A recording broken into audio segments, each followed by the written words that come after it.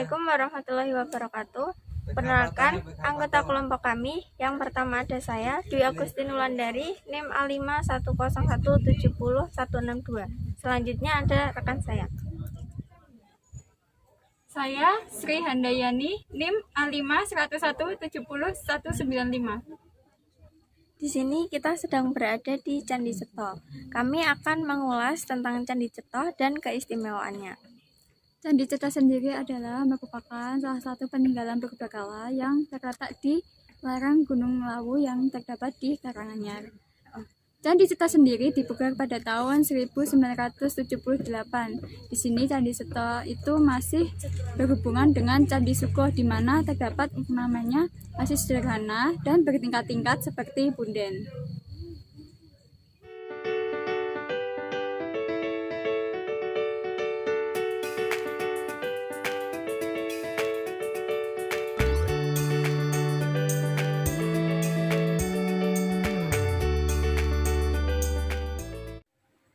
Teras pertama, terdapat halaman yang memperlihatkan batu arca sebanyak 12 buah.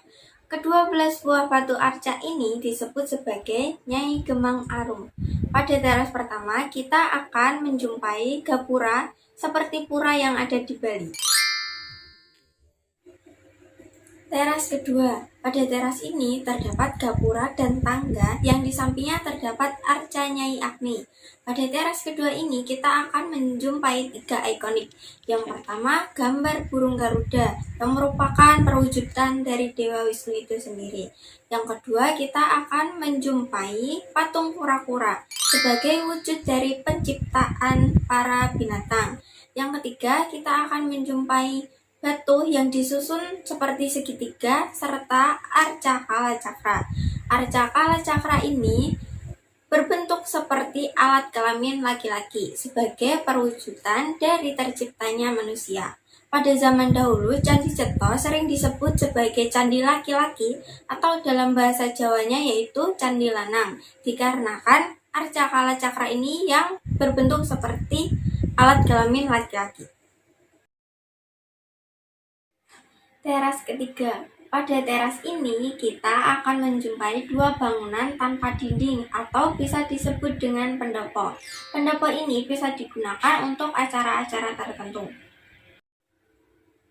Teras keempat. Pada teras ini, tangga yang tersusun sudah sangat rapi, kemungkinan hasil dari pemugaran. Teras kelima dan keenam. Pada teras ini kita akan menjumpai arca sebagai pintu masuk yang disebut arca Bima. Pada teras ini juga terdapat pendopo, namun pada teras keenam halamannya lebih kecil. Teras ketujuh. Pada teras ini terdapat gapura dan tangga batu yang tersusun secara rapi, di mana tangga tersebut diapit oleh kedua patung Ganesha dan patung Kalacakra. Teras 8. Pada teras ini terdapat tangga dari batu yang tersusun rapi yang diapit oleh 2 arca dengan relief yang bertuliskan Jawa, berisi tentang angka pembuatan candi. Pada teras terakhir yaitu teras ke-9, kita akan menemukan 2 bangunan yang menghadap ke timur, di mana kedua bangunan ini digunakan untuk menyimpan benda-benda kuno. Di sebelah kiri, kita akan melihat patung Sabda Palon, dan di sebelah kanan kita akan melihat patung Naya Genggong. Kedua patung ini merupakan patung tokoh dari pewayangan.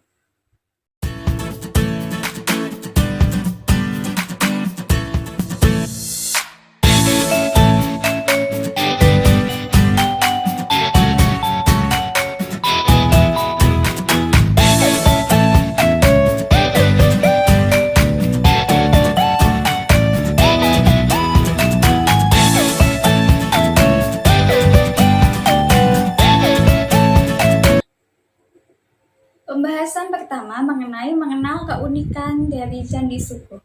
Candi Suko ditemukan pada tahun 1815 di Desa Berjo, Narugoyoso, Karanganyar, Jawa Tengah.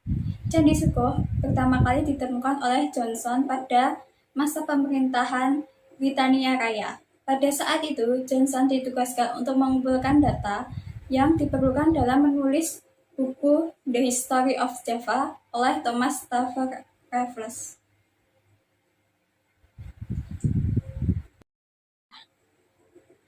Pembahasan pertama mengenal keunikan dari Candi Suko. Candi Suko ditemukan pada tahun 1815 di desa Berjo, Nargoyoso, Karanganyar, Jawa Tengah. Candi Suko pertama kali ditemukan oleh Johnson pada masa pemerintahan Britania Raya. Pada saat itu, Johnson ditugaskan untuk mengumpulkan data yang diperlukan dalam menulis buku The History of Java oleh Thomas Stafford Raffles. Teras pundak pertama disambut dengan sengkala Mehmet yang merupakan gapura pertama dari candi sebagai gambaran raksasa gapura memangsa manusia. Gapura tersebut mempunyai makna 9, 5, 3, dan 1 yang apabila dibalik menjadi tahun 1359 Saka atau dalam Masehi 1437. Orang awam menganggap angka tersebut menjadi tahun dibangunnya candi, walaupun kemungkinan hal tersebut merupakan tahun selesainya dibangunnya gapura. Terdapat gajah dengan sorban menggigit ular tepat pada ekornya, sebagai wujud relief sengkala Mehmet. Hal tersebut mempunyai filosofi gapura buta anahut buntut yang diartikan raksasa gapura menggertak ular. Teras pundak kedua, terdapat juga gapura sengkala Mehmet dengan bunyi Gajah Wiku Anahut Buntut, dengan arti gajah pendeta menggertak ekor. Hal tersebut mempunyai makna 8, 7, 3, dan 1. Apabila dibaca dari belakang menjadi tahun 1378 Saka atau dalam Masehi 1456. Di gapura teras pundak ini terlihat sudah rusak, ditandai dengan tidak adanya atap. Di kanan kiri terdapat patung yang sudah tidak berbentuk. Pada teras kedua tidak banyak patung-patung. Selanjutnya yaitu yang terakhir, teras pundak ketiga yang merupakan bagian utama dari Candi Suko. Di teras ini terdapat candi induk, patung-patung, serta serangkaian panel mengenai mitologi Candi Suko. Panel pertama terdapat relief menggambarkan Sadewa berjongkok didampingi oleh seorang punakawan. Sadewa terlihat berdekatan dengan Dewi Durga. Pada panel kedua terdapat sketsa Dewi Durga menjelma sebagai raksasi yang menyeramkan. Pada panel ketiga menggambarkan Sadewa dengan punakawan Semar bertetapan dengan Tampakrita dan putrinya Nipadipa, seorang petapa buta. Sadewa hendak menyembuhkan penglihatannya. Pada relief selanjutnya, pada relief panel keempat menunjukkan Sadewa tengah berbincang bersama Tampakrita dan putrinya Nipadipa yang akan diberikan kepada Sadewa untuk dinikahi sebagai rasa terima kasih. Pada relief panel kelima menggambarkan Bima mengangkat raksasa menggunakan kekuatannya untuk menghabisinya dengan kuku Pancanaka. Pada teras pundak ketiga ini juga dijumpai patung Garuda sebanyak 2 buah di bagian kanan, disebut sebagai bagian cerita pencarian sebuah tirta amerta atau disebut air kehidupan yang dikutip dari Adiparwa kitab ke-1 pada Mahabharata. Serta terdapat 3 kura-kura yang disebut sebagai bumi dan perwujudan Dewa Wisnu. Kura-kura berbentuk seperti meja yang difungsikan untuk tempat menaruh sesaji. Terdapat juga piramida tanpa puncak yang diibaratkan sebagai puncak gunung Mandarigini yang diambil untuk mengaduk lautan sebagai mencari tirta amerta. Patung gajah dan caleng atau babi hutan sebagai alat transportasi bagi para bangsawan dan ksatria.